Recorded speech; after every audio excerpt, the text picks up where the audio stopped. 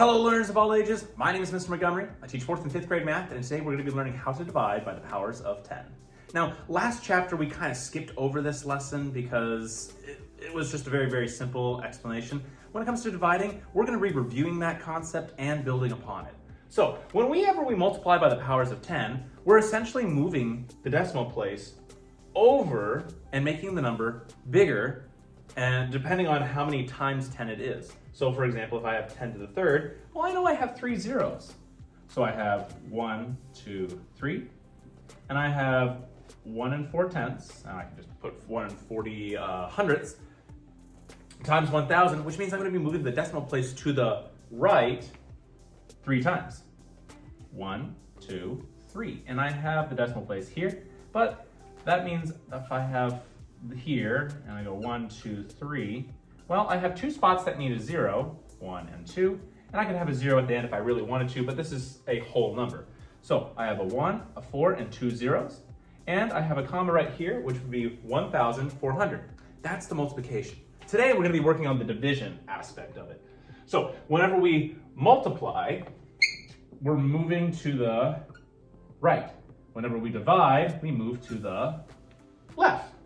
So essentially I have 1,350 divided by 1,000. Well, I have 1, 2, 3 zeros, which means we're going to move it to the left 3 times. So I have 1, 3, and 5, and 0. Starting from the end, because that's where the decimal place is, because it's a whole number, I'm going to move it over 3 spots. 1, 2, 3. Now I have my new number of 1 and 350 thousandths. Or I could just have the 0 off because it does not change any value. 1 and 35 hundredths.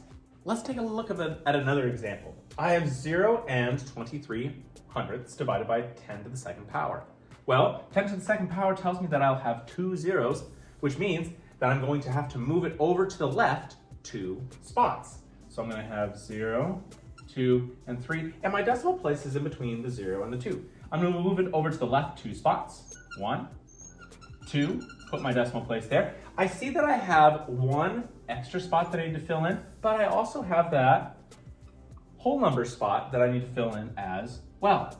So I'll have 0 and 23 10,000ths as my answer. Let's take a look at one last example. I have 820,100 divided by 10 to the 5th. Well, to the 5th means that I'm going to have 5 zeros in my number. That's my base 10s, which means I'm going to have to start from the end at my number. So I'm going to be rewriting it over here. I'm not going to put the comma. I'm just going to put the numbers for now. And I'm going to be starting at the end and moving it over to the left 5 places.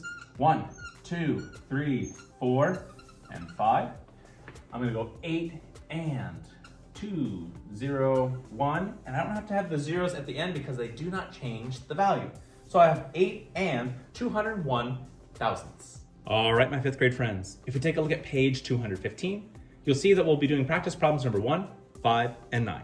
The directions say, find the quotient. Make sure that you are moving, if we are dividing, moving the decimal over to the left as many zeros as your base 10 has. If you have any questions on dividing by the powers of 10, or even multiplying by the powers of 10, please let me know when you come to class,